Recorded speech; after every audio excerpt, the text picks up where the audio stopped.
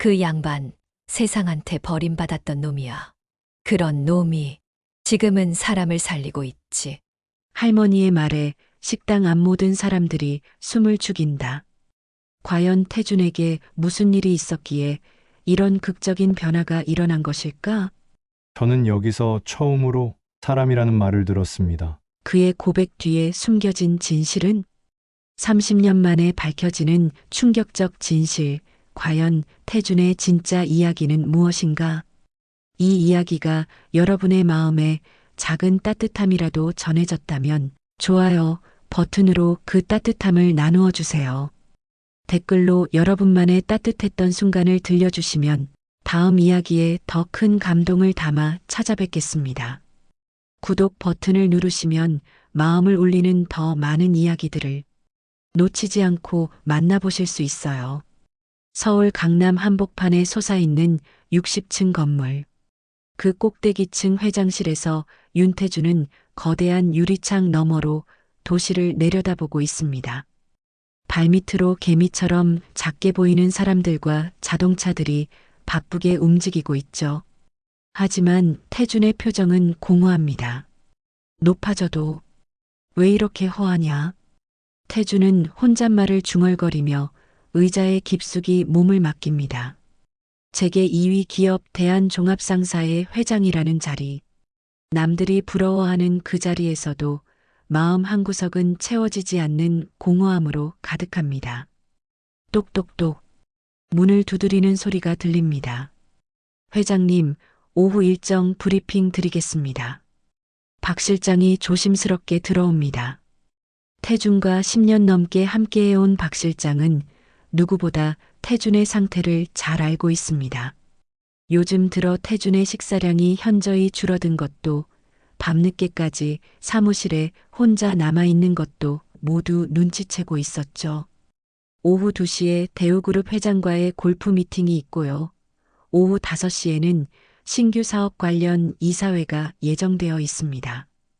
태준은 고개를 끄덕이지만 시선은 여전히 창밖을 향하고 있습니다. 박 실장은 잠시 망설이다가 용기를 내어 말합니다. 회장님, 요즘 뭐 드시는 게 없으십니다. 아침도 거르시고 점심도 제대로 안 드시고 계시는데. 태준은 천천히 고개를 돌려 박 실장을 바라봅니다. 그의 눈에는 깊은 피로가 서려 있습니다. 먹어도 배가 안 불러. 뭘 먹어도 맛이 없어. 그래도 몸은 챙기셔야죠. 회사 일도 중요하지만. 태준은 한숨을 깊게 내쉽니다. 그러면서 문득 오래된 기억이 떠오릅니다. 아주 어릴 적 그가 아직 이름도 제대로 없던 시절의 기억 말입니다. 어릴 때 처음으로 사람 취급받았던 날이 있어. 박 실장은 태준이 자신의 과거를 언급하는 것이 드문 일이라는 것을 알기에 조용히 귀를 기울입니다. 그날 먹었던 게 국밥이었다. 태준의 목소리에는 묘한 그리움이 섞여 있습니다. 성은원이라는 고아원에서 보낸 어린 시절. 그곳에서 태준은 이름이 아닌 숫자로 불렸습니다. 7번. 그것이 그의 전부였죠. 말도 거의 하지 않고 항상 구석에 웅크리고 있던 아이. 다른 아이들과 어울리지도 못하고 자신만의 세계에 갇혀 살던 그런 아이였습니다. 그런데 어느 날 새로운 급식 담당 아주머니가 있었습니다. 다른 어른들처럼 아이들을 번호로 부르지 않고 한 명 한 명의 이름을 지어서 불러주는 그런 분이었죠. 태준에게는 태준아라는 이름을 지어주었습니다. 태준아, 오늘 국밥 맛있게 끓였으니까 많이 먹어. 그때 받았던 따뜻한 국물 한 모금. 그것이 태준이 기억하는 첫 번째 온기였습니다. 음식의 맛이 아니라 누군가 자신을 걱정해주는 마음의 온기였죠. 박 실장은 태준의 표정을 살피며 조심스럽게 말합니다. 그 국밥 많이 그리우시나 봅니다. 태준은 고개를 끄덕입니다. 지금 이 순간에도 그 따뜻했던 국물의 맛이 혀끝에 맴도는 것 같습니다. 하지만 그 이후로 태준은 그런 따뜻함을 다시는 느껴본 적이 없었습니다. 성공을 위해 달려오는 동안 그 모든 따뜻한 감정들은 뒤로 밀어두었거든요. 회장님, 그럼 오늘 저녁은 간단하게라도. 됐어. 일정대로 진행하자. 태주는 다시 차가운 표정으로 돌아갑니다. 하지만 마음 한구석에서는 여전히 그 국밥의 기억이 맴돌고 있습니다. 그 따뜻함을, 그 온기를 다시 한번 느껴보고 싶다는 간절한 마음이 솟아오르고 있었죠. 창밖으로는 여전히 바쁜 도시의 모습이 펼쳐져 있습니다. 하지만 태준의 마음속에는 이미 다른 풍경이 그려지고 있었습니다. 낡은 식당의 따뜻한 불빛과 김이 모락모락 나는 국밥 한 그릇의 모습이 말입니다. 그로부터 사흘이 지났습니다. 태주는 여전히 제대로 된 식사를 하지 못하고 있었습니다. 회사 구내식당의 고급 요리들도 비서진이 정성스럽게 준비한 도시락도 모두 입맛에 맞지 않았죠. 한두 숟가락 떠먹다가 포기하기 일쑤였습니다. 이날도 태주는 오후 미팅을 마치고 운전기사와 함께 차에 타고 있었습니다. 평소라면 곧바로 회사로 돌아가거나 다음 일정 장소로 향했을 텐데 오늘은 왠지 다른 길로 가고 싶어졌습니다. 기사님, 성북동 쪽으로 돌아서 가주세요. 네, 성북동이요? 거긴 왜? 그냥 옛날 생각이 나서요. 운전기사는 고개를 끄덕이고 핸들을 돌렸습니다. 강남의 번화가를 벗어나 북쪽으로 향하는 길. 점점 건물들이 낮아지고 골목길이 구불구불해집니다. 태주는 창밖을 바라보며 어린 시절을 떠올렸습니다. 성은원 고아원이 바로 이 근처에 있었거든요. 차가 성북시장 근처를 지나갈 때였습니다. 태준의 시선이 한 곳에 멈춰섰습니다. 좁은 골목 안쪽에 자리한 작은 식당. 낡고 오래된 간판이 눈에 들어왔습니다. 정분국밥 오늘도 따뜻하게. 태준의 심장이 갑자기 빨라졌습니다. 그 간판의 글씨체가, 그 가게의 분위기가 왠지 낯설지 않았거든요. 마치 어디선가 본 듯한 그리운 느낌이 들었습니다. 잠깐 차 세워주세요. 네, 여기서요? 태주는 대답 대신 차에서 내렸습니다. 운전기사는 당황했지만 태준의 단호한 표정을 보고 더 이상 묻지 않았습니다. 태주는 천천히 그 식당 쪽으로 걸어갔습니다. 골목 안쪽으로 들어갈수록 구수한 냄새가 코끝을 자극했습니다. 뼈를 우린 진한 국물 냄새, 마늘과 생강이 어우러진 향긋한 냄새. 그 냄새를 맡는 순간 태준의 가슴 한구석이 뜨거워졌습니다. 식당 문을 열고 들어서니 소박한 실내가 눈에 들어왔습니다.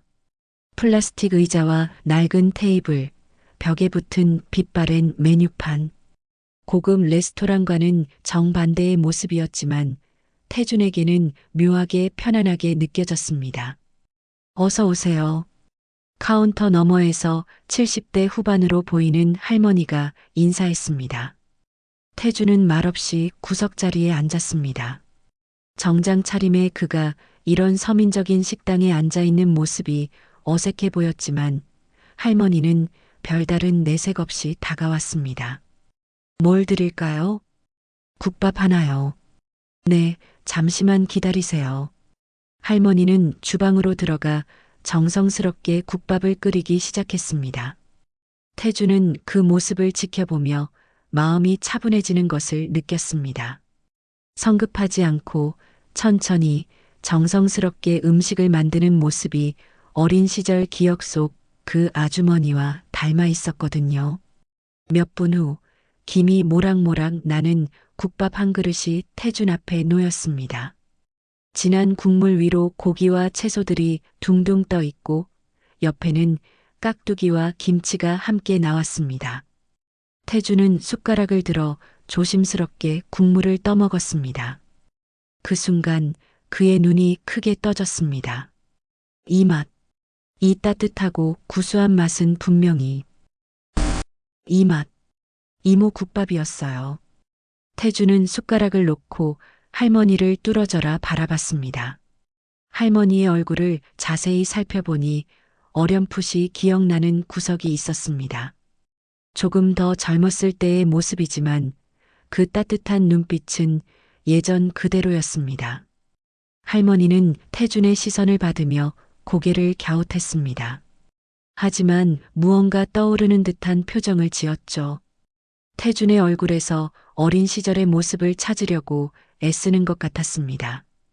혹시 당신, 할머니가 말을 시작하려던 순간 태준은 다시 국물을 떠먹었습니다. 한 숟가락, 두 숟가락. 먹을수록 가슴 깊은 곳에서 뜨거운 감정이 올라왔습니다. 그리움인지, 고마움인지, 아니면 오랫동안 억눌러왔던 외로움인지 알 수 없는 복잡한 감정이었습니다. 할머니는 말없이 깍두기를 더 내놓았습니다. 좀 먹어봐요. 익어서 맛있을 거예요. 그 말투, 그 억양까지도 예전 그대로였습니다. 태주는 국밥을 다 먹을 때까지 한마디도 하지 않았습니다. 다만 뜨거운 국물이 목구멍을 타고 내려갈 때마다 마음 한구석이 따뜻해지는 것을 느꼈을 뿐입니다. 식사를 마친 후 태주는 자리에서 일어났습니다. 계산을 하려고 지갑을 꺼내는데 할머니가 손을 저었습니다. 첫 손님은 공짜예요. 다음에 또 와요. 태주는 할머니를 한 번 더 바라보고는 조용히 식당을 나섰습니다. 하지만 마음속으로는 이미 다음날 다시 올 생각을 하고 있었습니다. 이 따뜻한 맛을, 이 편안한 감정을 다시 느끼고 싶었거든요. 골목을 나서며 태주는 뒤돌아 한 번 더 간판을 바라봤습니다. 정분국밥 오늘도 따뜻하게. 그 글귀가 마음에 깊이 새겨졌습니다. 이튿날 오후 태주는 또다시 그 골목을 찾았습니다. 어젯밤 내내 그 국밥 맛이 잊혀지지 않았거든요. 아니, 정확히 말하면 국밥 맛보다는 그때 느꼈던 따뜻함이 계속 마음에 맴돌았습니다. 정분국밥 문을 열고 들어서니 어제와 똑같은 풍경이 펼쳐졌습니다. 할머니는 여전히 카운터 뒤에서 국을 저어가며 요리를 하고 있었고 몇몇 단골 손님들이 조용히 식사를 하고 있었습니다. 어서 와요. 어제 그 손님이구만. 할머니가 태준을 알아보며 미소를 지었습니다. 태준은 어제와 같은 자리에 앉으며 용기를 냈습니다. 어제부터 계속 마음속에 맴돌던 질문을 꼭 해야겠다고 생각했거든요. 혹시 옛날에 고아원에서 밥하신 적 있으세요? 할머니의 손이 잠시 멈췄습니다. 국자를 든 채로 태준을 바라보더니 천천히 고개를 끄덕였습니다. 성은원? 거기서 밥하고 아이들 챙겼지요. 태준의 심장이 쿵쾅거렸습니다. 역시 맞았습니다. 이 할머니가 바로 자신에게 처음으로 이름을 지어준 그 아주머니였던 겁니다. 그럼 혹시 거기서 7번이라고 불리던 아이 기억나세요? 할머니는 놀란 표정을 지었습니다. 그러더니 국자를 내려놓고 태준에게 다가왔습니다. 가까이에서 태준의 얼굴을 자세히 들여다보았습니다. 7번, 7번. 할머니는 중얼거리며 기억을 더듬었습니다. 그러더니 갑자기 눈이 커졌습니다. 아, 그 조그만 놈. 말도 없고 눈빛만 봐도 울 것 같던. 맞나? 태주는 뚝배기를 꼭 쥐며 조심스럽게 말했습니다. 그때 전 7번이었어요. 이름도 없었고요. 근데 이모가 처음으로 태준아라고 불러줬어요. 할머니의 눈에 물기가 맺혔습니다. 그때 그 작고 여린 아이가 이제 이렇게 어른이 되어 자신 앞에 앉아 있다는 것이 믿어지지 않았습니다. 그래, 맞다. 태준이. 내가 이름 지어준 태준이구나. 할머니는 앞치마로 눈가을 훔쳤습니다. 그리고는 주방으로 들어가 정성스럽게 국밥을 끓이기 시작했습니다. 태준을 위한 특별한 국밥을 말입니다. 정분이가 이모 이름이죠? 그래, 김정분이야. 근데 너 어떻게 날 찾아왔냐? 태주는 어제 우연히 이곳을 지나다가 들어오게 되었다고 말했습니다.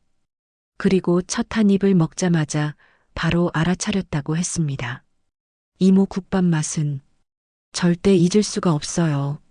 정분이는 김이 모락모락 나는 국밥을 태준 앞에 놓았습니다.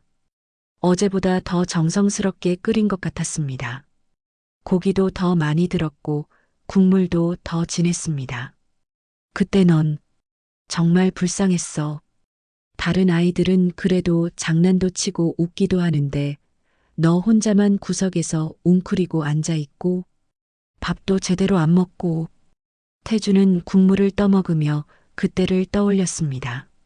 고아원에서의 하루하루가 얼마나 외롭고 무서웠는지, 아무도 자신을 알아주지 않는다는 생각에 얼마나 절망했는지.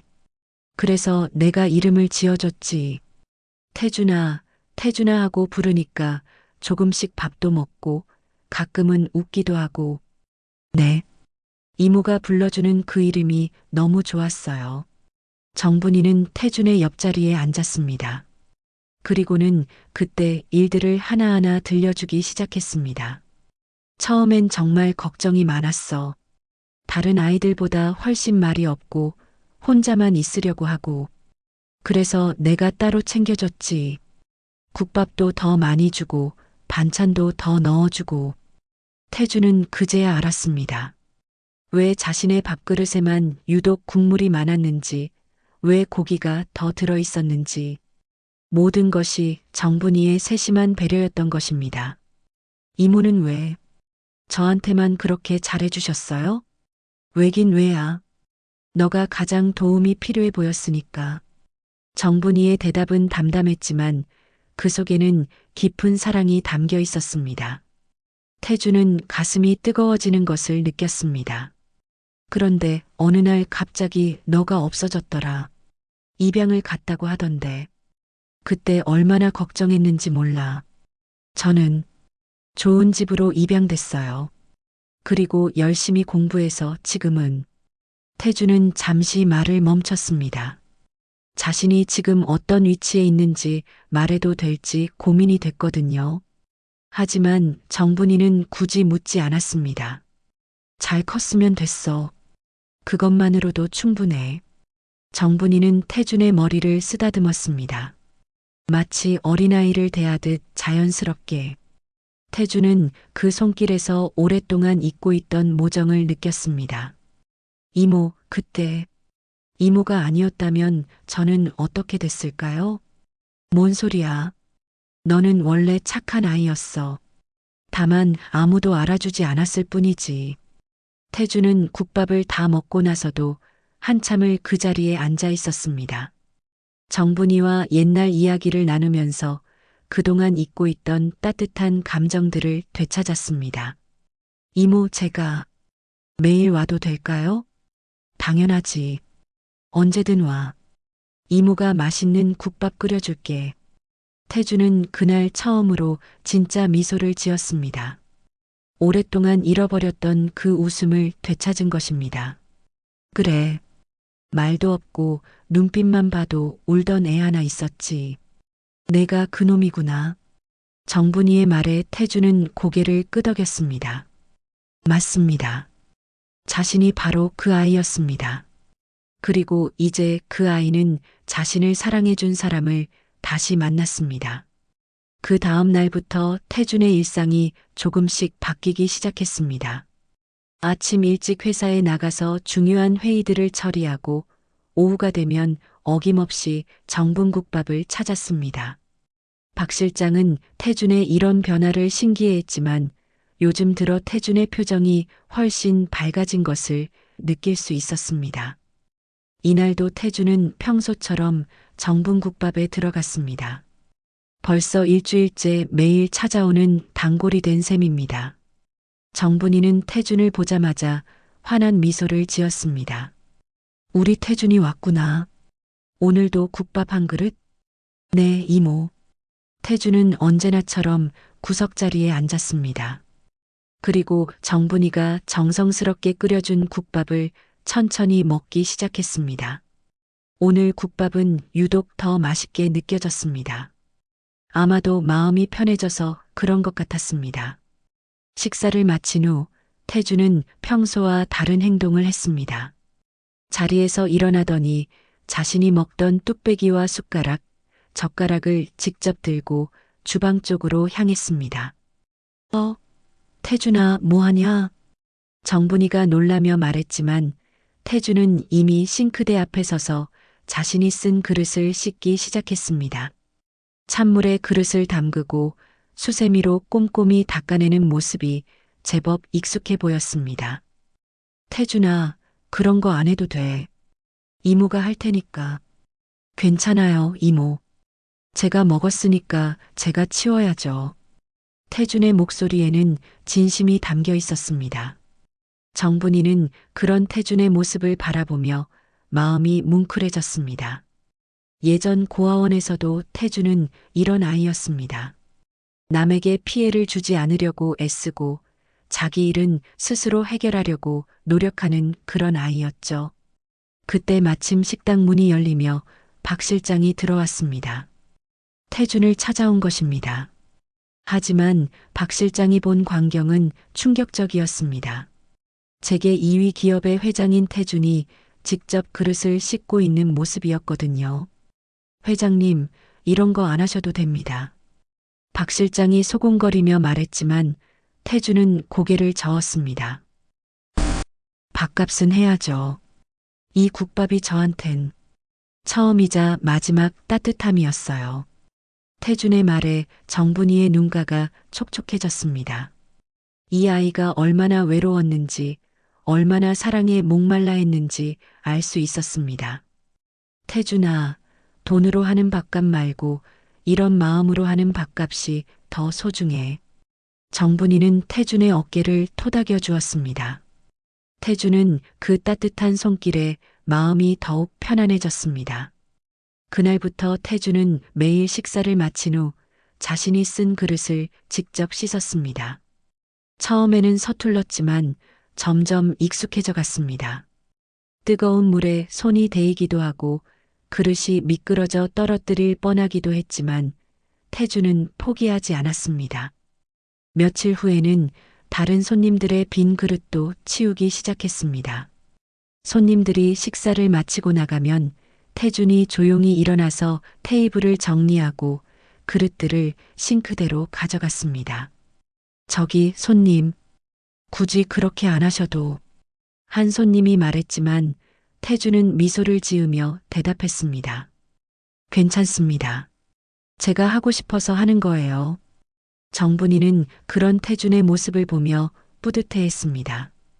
어린 시절부터 남을 배려할 줄 알았던 태준의 본성이 그대로 남아있다는 것을 느낄 수 있었거든요. 어느 날 저녁 손님들이 모두 나간 후 태준과 정분이는 함께 설거지를 했습니다.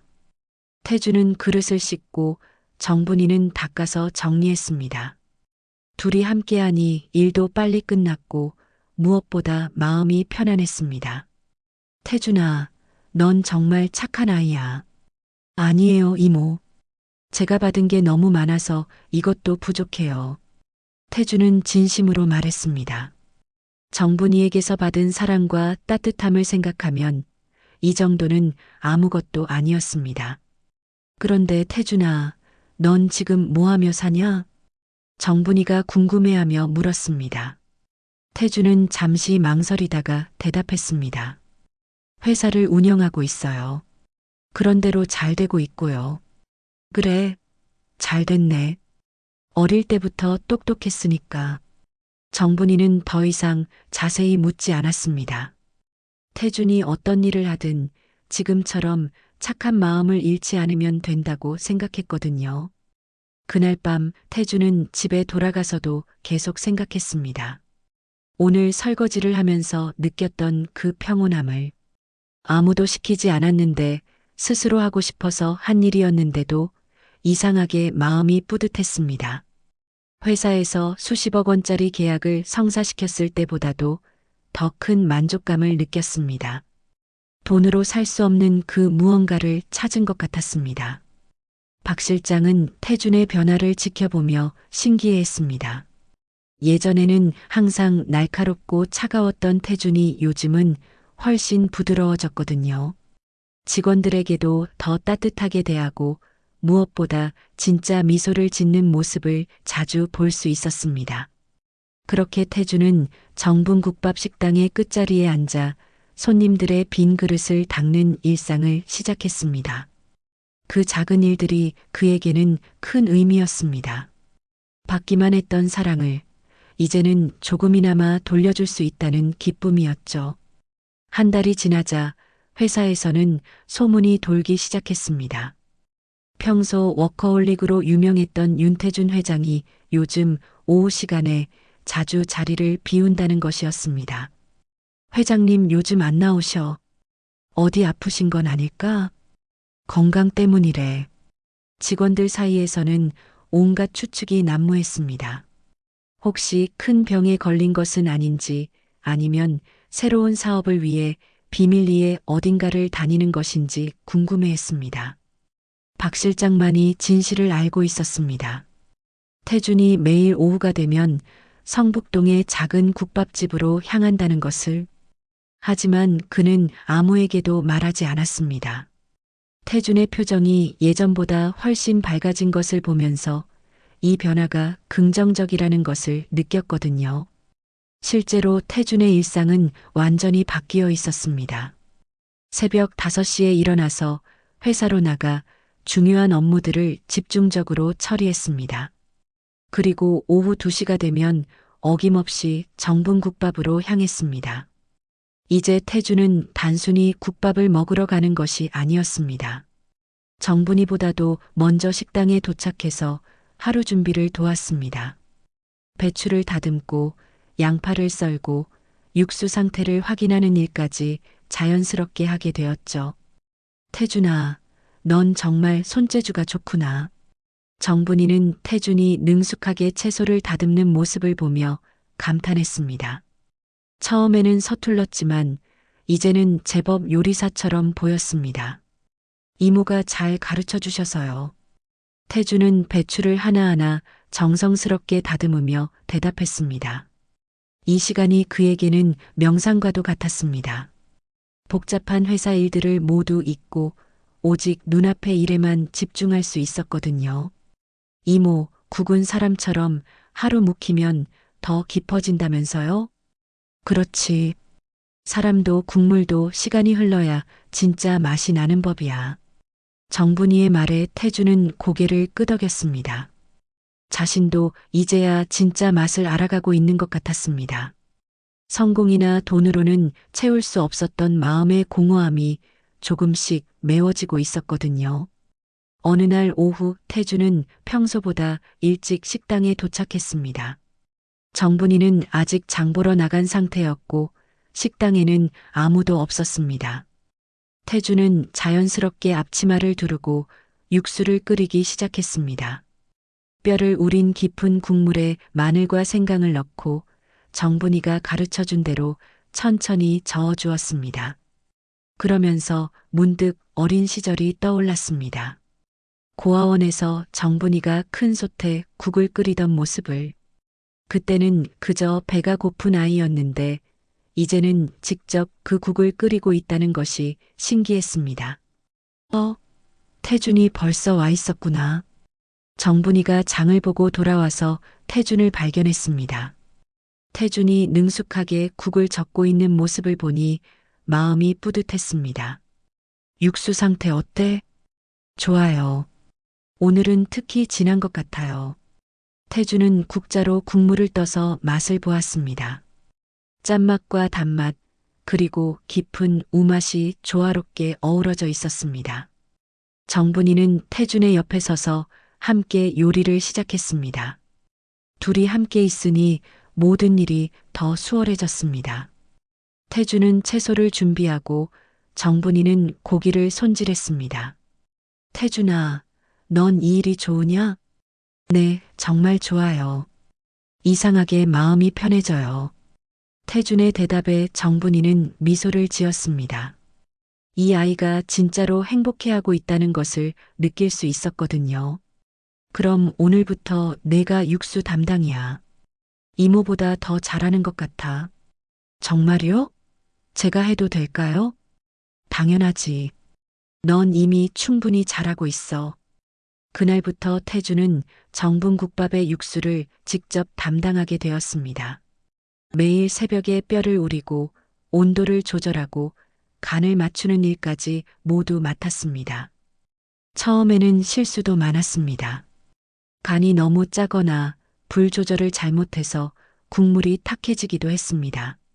하지만 정분이가 옆에서 인내심 있게 가르쳐 주었고 태준도 포기하지 않고 계속 노력했습니다. 이제야 너도 살려는 표정이구나. 어느 날 정분이가 태준을 바라보며 말했습니다. 예전에 공허하고 차가운 표정 대신 이제는 생기가 넘치는 얼굴이 되어 있었습니다. 이모 덕분이에요. 이모가 아니었다면. 아니야. 원래 내 안에 있던 거야. 이모는 그냥 꺼내는 걸 도와준 것뿐이야. 태주는 정분이의 말을 듣고 뭉클해졌습니다. 정말로 그런 것 같았습니다. 자신 안에 숨어있던 따뜻함과 정성스러움이 이제야 모습을 드러내고 있는 것 같았거든요. 회사에서는 여전히 태준의 행방을 궁금해했지만 정작 태준은 그런 관심에 개의치 않았습니다. 오히려 이 시간이 자신에게 얼마나 소중한지 깨달아가고 있었습니다. 저녁 시간이 되어 마지막 손님이 나간 후 태준과 정분이는 함께 정리를 했습니다. 태준이 그릇을 씻고 정분이가 테이블을 닦고 둘이 함께 바닥을 청소했습니다. 그 모든 시간이 태준에게는 행복이었습니다. 누구에게 인정받기 위해서가 아니라 진짜 자신이 하고 싶어서 하는 일이었기 때문입니다. 어느 비 오는 목요일 저녁이었습니다. 태주는 평소처럼 정분이와 함께 국밥을 끓이고 있었습니다. 빗소리가 창밖에서 후두둑 떨어지고 식당 안은 따뜻한 김으로 가득했습니다. 저녁 시간이라 손님들이 하나둘 들어오기 시작했죠. 그때 식당 문이 조심스럽게 열렸습니다. 허름한 작업복을 입은 남자가 들어왔습니다. 비에 젖어서 옷이 축축했고 신발도 낡아서 구멍이 뚫려 있었습니다. 남자는 주변을 둘러보더니 가장 구석진 자리에 조용히 앉았습니다. 정분이가 다가가서 물었습니다. 뭘 드릴까요? 국밥 하나요. 남자의 목소리는 작고 떨렸습니다. 주머니에서 구겨진 지폐 몇 장을 꺼내어 세어보더니 안도의 표정을 지었습니다. 다행히 국밥값은 있는 것 같았습니다. 태주는 그 모습을 보며 마음이 아팠습니다. 남자의 표정에서 자신의 어린 시절이 겹쳐 보였거든요. 아무것도 가진 것 없이 세상에 혼자 남겨진 듯한 그 외로운 뒷모습이 너무나 익숙했습니다. 태주는 정성스럽게 국밥을 끓였습니다. 평소보다 고기를 더 많이 넣고 국물도 더 진하게 우렸습니다. 반찬도 넉넉히 담아서 함께 내보냈습니다. 남자는 국밥을 받아들더니 숟가락을 들었습니다. 첫 한 숟가락을 떠먹는 순간 그의 손이 멈췄습니다.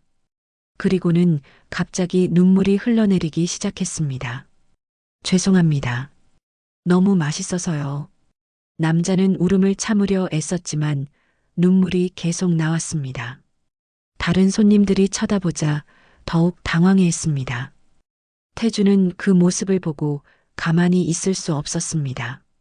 조리복을 벗고 남자의 옆자리에 조용히 앉았습니다. 괜찮으세요? 천천히 드세요. 남자는 태준을 바라보며 고개를 끄덕였습니다. 그리고는 조심스럽게 자신의 이야기를 시작했습니다. 저는 베트남에서 온 이주 노동자예요. 건설 현장에서 일하고 있었는데 사장이 갑자기 임금을 안 준다고 하면서 쫓아냈어요. 남자의 이름은 응우엔이었습니다. 고향에 아픈 어머니와 어린 동생을 두고 한국으로 일하러 온 지 2년째였습니다. 열심히 일해서 모은 돈을 고향으로 보내며 가족을 부양하고 있었는데 갑작스럽게 일자리를 잃게 된 것입니다. 다른 일자리를 찾아봤지만 비자 문제도 있고 말도 잘 안 통하고 이제 먹을 것도 떨어져 가요. 응우에는 마지막 남은 돈으로 이 국밥을 사 먹는 것이라고 했습니다. 내일부터는 정말 굶어야 할지도 모른다는 절망감에 눈물이 나온 것이었습니다.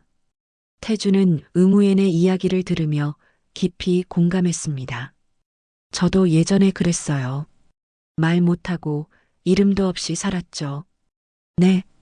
저도 어릴 때는 아무도 저를 알아주지 않았어요. 혼자서 모든 걸 견뎌야 했고요. 태주는 자신의 고아원 시절을 떠올리며 말했습니다. 비록 상황은 달랐지만 세상에 홀로 남겨진 듯한 그 절망감은 똑같았습니다. 여긴 이름 없어도 괜찮아요. 국밥은 사람을 먼저 봐주니까요. 태주는 응우엔의 국밥 그릇에 반찬을 더 얹어주었습니다. 깍두기와 김치, 콩나물 반찬까지 넉넉히 담아주었습니다. 많이 드세요. 배불리 먹어야 힘이 나니까요. 응우에는 감동받아 또다시 눈물을 흘렸습니다. 이국 땅에서 처음으로 진짜 따뜻함을 느낀 순간이었습니다. 정분이도 이 광경을 지켜보고 있었습니다. 태준이 어떻게 다른 사람의 아픔을 알아주는지, 어떻게 자연스럽게 위로할 줄 아는지 보면서 뿌듯해했습니다. 태준아, 저 친구 내일도 올 것 같은데? 그럼 제가 챙겨드릴게요. 태준의 대답에 정분이는 미소를 지었습니다. 이 아이가 정말 많이 성장했다는 것을 느꼈습니다. 받기만 했던 사랑을 이제는 다른 사람에게 나누어 주고 있었거든요. 응우에는 국밥을 다 먹고 나서도 한참을 그 자리에 앉아 있었습니다. 어디로 가야 할지, 내일은 어떻게 해야 할지 막막했습니다. 혹시 일자리 찾는 거라면 제가 도와드릴 수 있어요. 태준이 조심스럽게 말했습니다. 자신의 회사에서 성실한 직원을 찾고 있었거든요.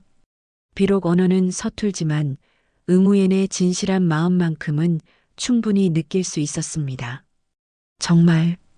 정말요? 응우엔의 눈이 커졌습니다. 절망의 끝에서 희망의 빛을 본 것 같았습니다. 네, 내일 오후에 여기 오세요. 자세히 얘기해봐요. 태주는 응우엔과 약속을 정했습니다. 그리고 계산을 하려는 응우엔을 말렸습니다. 오늘은 제가 낼게요.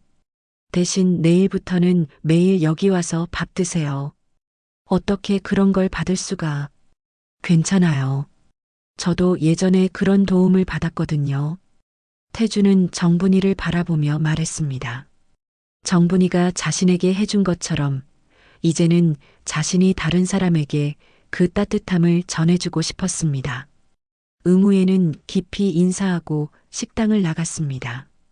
비는 여전히 내리고 있었지만 그의 발걸음에는 희망이 담겨 있었습니다. 그날 밤 정리를 하면서 정분이가 태준에게 말했습니다. 태준아, 넌 정말 좋은 사람이 됐구나. 이모가 그렇게 가르쳐 주셨잖아요. 아니야. 원래 내 마음이 그랬어. 이모는 그냥 꺼낼 수 있게 도와준 것뿐이야. 태주는 그날 밤 집에 돌아가면서도 계속 응우엔을 생각했습니다. 내일 그에게 어떤 일자리를 소개해 줄지, 어떻게 하면 더 도움이 될지 고민했습니다. 그러면서 깨달았습니다. 진짜 행복은 받는 것이 아니라 주는 것에서 온다는 것을. 응우엔의 눈물과 감사 인사가 그 어떤 성공보다도 값진 것이라는 것을 말입니다. 다음 날 오후 응우엔은 약속한 시간에 정분국밥을 찾았습니다. 어제보다 조금 더 깔끔하게 차려입었지만 여전히 긴장한 표정이었습니다. 태주는 그를 반갑게 맞이하며 자리를 권했습니다. 어제 잘 주무셨어요? 네, 덕분에. 오랜만에 푹 잤습니다. 응우에는 고개를 숙이며 인사했습니다. 태주는 미소를 지으며 국밥 한 그릇을 내왔습니다. 오늘 국밥에는 평소보다 더 정성이 들어가 있었습니다. 먼저 식사하시고 얘기해요. 응우엔이 국밥을 먹는 동안 태주는 정분이와 함께 주방에서 준비를 했습니다. 오늘은 특별한 날이었습니다. 정분이가 태준에게 국물간을 맡기기로 한 날이었거든요. 태준아, 이제 내 차례다. 정분이는 국자를 태준에게 건네주었습니다. 태준은 조심스럽게 국물을 떠서 맛을 보았습니다. 깊고 진한 맛이 혀끝에 전해졌지만 뭔가 아쉬운 느낌이 들었습니다. 이제 내가 직접 간을 맞춰봐. 태준은 한참을 고민하다가 간장을 한 방울 떨어뜨렸습니다. 그런데 평소보다 조금 더 많이 넣었습니다. 오늘은 조금 더 짠맛이 어울릴 것 같아요. 왜? 정분이가 궁금해하며 물었습니다. 태준은 응우엔을 바라보며 대답했습니다. 오늘따라 세상이 더 쓰게 느껴졌거든요. 정분이는 태준의 마음을 알 것 같았습니다. 힘든 상황에 있는 사람에게는 조금 더 짠맛이 나는 국물이 위로가 될 수 있다는 것을, 음식에는 만드는 사람의 마음이 들어간다는 것을 말입니다. 그때 새로운 손님이 들어왔습니다. 중년의 남성이었는데 피곤해 보이는 얼굴이었습니다. 태준이 직접 국밥을 가져다 주었습니다. 손님은 한 숟가락 떠먹더니 잠시 멈췄습니다. 그리고는 눈을 감고 천천히 음미했습니다. 이 국밥, 눈물 나게 고맙네요. 손님의 말에 태준은 가슴이 뜨거워졌습니다. 자신이 끓인 국물이 누군가에게 위로가 되었다는 것이 믿어지지 않았습니다. 정분이는 태준의 옆에 서서 속삭였습니다. 봐라, 내 마음이 국물에 들어갔구나. 제 마음이요? 그래. 국밥은 단순히 음식이 아니야. 만드는 사람의 정성과 사랑이 들어가는 거지. 태준은 가만히 뚝배기를 바라봤습니다. 정말 그런 것 같았습니다. 응우엔을 생각하며 조금 더 짜게 간을 한 국물이 지친 손님에게 위로가 되었던 것입니다. 응우엔이 식사를 마치고 나서 태준은 그와 진지한 대화를 나누었습니다. 응우엔의 경험과 능력을 들어보니 충분히 일할 만한 사람이었습니다. 태준은 자신의 회사 건설 부문에서 일할 수 있도록 도와주기로 했습니다. 정말 감사합니다. 어떻게 보답을 해야 할지. 보답은 필요 없어요. 대신 열심히 일해서 가족에게 돈 보내세요. 태준의 말에 응우엔은 깊이 고개를 숙였습니다. 이런 따뜻함을 받아본 것이 처음이었습니다. 저녁이 되자 단골 손님들이 하나둘 찾아왔습니다. 모두 태준이 끓인 국밥을 먹었는데 오늘따라 유독 맛있다는 말을 많이 들었습니다. 사장님, 오늘 국밥이 왜 이렇게 맛있어요? 뭔가 평소와 다른 것 같은데? 손님들의 말에 정분이는 미소를 지었습니다. 오늘은 우리 태준이가 직접 끓였거든요. 정성이 많이 들어갔죠. 손님들은 태준을 신기한 눈으로 바라봤습니다. 정장 입은 젊은 남자가 직접 국밥을 끓인다는 것이 신기했거든요. 태준 씨, 요리를 언제 배우셨어요? 여기서 배웠어요.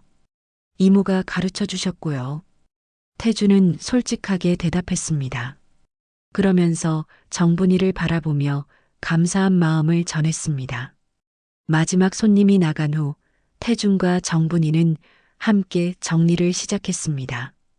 오늘따라 할 일이 많았습니다. 새로운 재료도 준비해야 하고 내일을 위한 육수도 미리 끓여 놓아야 했습니다. 이모, 전 이제 이 국밥을 지킬 겁니다. 태준이 갑자기 진지하게 말했습니다. 정분이는 손을 멈추고 태준을 바라봤습니다. 그때 그 밥그릇처럼 태준은 어린 시절 정분이가 자신에게 내어준 그 따뜻한 밥그릇을 떠올렸습니다. 그 밥그릇이 자신의 인생을 구원했듯이 이제는 자신이 다른 사람들에게 그런 구원이 되고 싶었습니다. 태준아. 정분이의 눈에 눈물이 맺혔습니다. 그 작고 여린 아이가 이제 이렇게 훌륭한 어른이 되었다는 것이 너무 자랑스러웠습니다. 이모, 제가 앞으로 이 식당을 도와드릴게요. 이모 혼자서는 힘드시잖아요. 태준아, 너한테는 더 중요한 일이 있을 텐데. 아니에요. 이것보다 더 중요한 일은 없어요. 태준은 진심으로 말했습니다. 회사에서의 성공이나 돈보다도 이곳에서 사람들에게 따뜻함을 나누어 주는 것이 더 의미 있다고 느꼈습니다. 그날 밤 태준은 마지막 설거지를 하면서 생각했습니다. 오늘 자신이 끓인 국밥이 여러 사람들에게 위로가 되었다는 것을, 응우엔에게는 희망을, 지친 손님에게는 따뜻함을 전해주었다는 것을, 국밥에는 정말 사람이 들어가는구나. 태주는 혼잣말을 중얼거리며 마지막 그릇을 씻었습니다. 그리고는 내일도 또 이런 하루를 보내고 싶다고 생각했습니다. 누군가에게 따뜻함을 전해줄 수 있는 그런 하루를 말입니다. 3년이 흘렀습니다. 성북시장의 좁은 골목에 자리한 정bun국밥은 여전히 그 자리에 있었습니다. 하지만 간판이 조금 바뀌어 있었습니다. 정bun국밥 속이 아니라 마음을 데웁니다라고 새로 써져 있었죠. 식당 안으로 들어가면 익숙한 모습들이 눈에 들어옵니다. 한켠에서는 70대가 된 정분이가 여전히 식판을 정리하고 있고, 주방에서는 조리복을 입은 태준이 매일 국을 끓이고 있습니다. 이제 태준의 손놀림은 완전히 익숙해져서 정분이 못지않게 능숙했습니다. 태준의 일상도 완전히 바뀌었습니다. 회사 일은 유능한 부하 직원들에게 대부분 맡기고, 자신은 이곳 정bun국밥에서 보내는 시간이 더 많아졌습니다. 아침 일찍 나와서 육수를 끓이고 손님들을 맞이하고 저녁 늦게까지 설거지를 하는 것이 그의 새로운 루틴이 되었죠. 태준아, 오늘 국물이 유난히 좋구나. 정분이가 맛을 보더니 만족스러운 표정을 지었습니다. 태준은 이제 정분이보다도 더 섬세하게 간을 맞출 줄 알게 되었습니다. 어젯밤에 뼈를 더 오래 우렸거든요. 손님들이 좋아할 것 같아서요. 태준의 말에 정분이는 뿌듯한 미소를 지었습니다. 이 아이가 정말 많이 성장했다는 것을 매일 느끼고 있었습니다. 점심시간이 되자 단골 손님들이 하나둘 찾아왔습니다. 그 중에는 응우엔도 있었습니다. 이제 태준의 회사에서 성실하게 일하며 안정적인 생활을 하고 있는 그는 매일 점심을 이곳에서 먹었습니다. 사장님, 오늘도 맛있는 국밥 부탁드려요. 응우에는 이제 유창한 한국어로 인사했습니다. 태준은 그를 보며 흐뭇해했습니다. 3년 전 절망에 빠져있던 그 사람이 이제는 이렇게 밝은 모습이 되어 있다니 믿기지 않았습니다. 응우엔 씨, 가족들은 잘 지내세요? 네, 덕분에 어머니 수술도 잘 끝나고 동생도 대학교 들어갔어요. 응우엔의 대답에 태준은 마음이 따뜻해졌습니다. 자신이 작은 도움을 준 것이 한 가족의 인생을 바꾸어 놓았다는 것을 실감했습니다.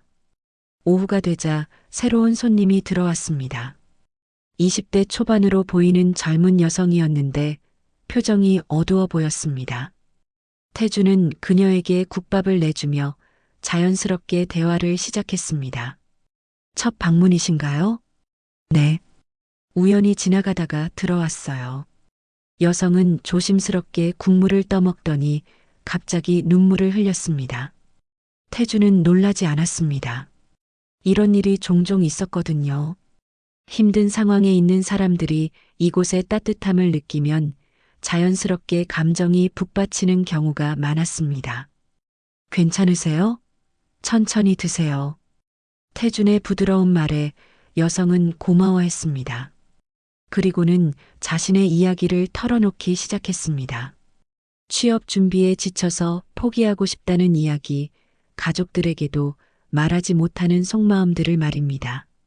태준은 조용히 들어주었습니다.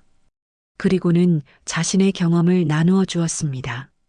어떻게 절망의 순간에서도 희망을 찾을 수 있는지, 작은 따뜻함이 얼마나 큰 힘이 되는지를 말해 주었습니다. 저녁 시간이 되자 또 다른 손님이 들어왔습니다. 이번에는 중년 남성이었는데 태준을 보더니 깜짝 놀랐습니다. 여기 회장님이 설거지 하신다던데 진짠가요? 그 말에 식당 안의 다른 손님들도 관심을 가졌습니다. 태준의 정체에 대한 소문이 조금씩 퍼지고 있었던 것입니다. 정분이는 조용히 미소를 지으며 대답했습니다. 그 양반 세상한테 버림받았던 놈이야. 그런 놈이 지금은 사람을 살리고 있지. 정분이의 말에 손님들은 고개를 끄덕였습니다. 태준이 어떤 사람인지는 중요하지 않았습니다. 지금 이곳에서 진심으로 사람들을 챙기고 있다는 것이 중요했습니다. 마지막 손님이 나간 후 태준과 정분이는 함께 정리를 시작했습니다. 이제는 완전히 호흡이 맞아서 말하지 않아도 서로가 무엇을 해야 할지 알았습니다. 이모, 오늘도 많은 분들이 오셨네요. 그래, 입소문이 나서 그런가 봐. 우리 태준이가 끓인 국밥이 맛있다고 소문났나 봐. 태준은 정분이의 말에 부끄러워했습니다. 하지만 마음 한편으로는 뿌듯했습니다. 자신이 만든 음식이 사람들에게 기쁨을 주고 있다는 것이 그 무엇보다 보람 있었습니다. 이모, 처음에 이모가 저에게 해주신 말 기억나세요? 뭔 말? 이름이 없어도 괜찮다고 국밥은 사람을 먼저 본다고 하셨잖아요. 정분이는 그때를 떠올리며 고개를 끄덕였습니다. 지금 생각해보니 정말 그런 것 같아요. 여기 오는 분들은 모두 각자의 사연이 있지만 이 국밥 앞에서는 모두 똑같이 소중한 사람들이에요. 태준의 말에 정분이는 감동받았습니다. 이 아이가 진정으로 사람의 소중함을 깨달았다는 것을 느꼈습니다. 태준아, 이모가 처음 너한테 이름을 지어줬을 때 생각나냐? 네, 물론이죠. 그때 이모가 뭐라고 했는지 기억하냐? 태준은 잠시 생각해 보더니 대답했습니다. 태준아라고. 처음으로 제 이름을 불러주셨죠. 그래, 그때 이모가 말했지. 넌 소중한 사람이라고. 정분이는 태준의 어깨를 토닥여 주었습니다. 지금도 마찬가지야. 넌 정말 소중한 사람이고 다른 사람들에게도 그런 소중함을 나누어 주고 있어. 태준은 마지막 국물을 냄비에 담으며 조용히 말했습니다. 저는 여기서 처음으로 사람이라는 말을 들었습니다. 그 말에는 깊은 감사와 사랑이 담겨 있었습니다. 어린 시절 정분이가 자신에게 해준 것처럼 이제는 자신이 다른 사람들에게 그런 따뜻함을 전해주고 있었습니다. 밤이 깊어가고 골목이 조용해졌지만 정분국밥의 따뜻한 불빛은 여전히 켜져 있었습니다. 내일도 또 누군가 이곳을 찾아와 따뜻한 위로를 받아갈 것입니다. 그리고 태준은 오늘처럼 정성스럽게 국밥을 끓여서 그들을 맞이할 것입니다. 정분국밥은 단순한 식당이 아니었습니다. 상처받은 마음을 치유해주는 곳이었고 절망한 사람들에게 희망을 주는 곳이었습니다. 그리고 그 모든 것의 중심에는 사랑으로 자란 태준이 있었습니다.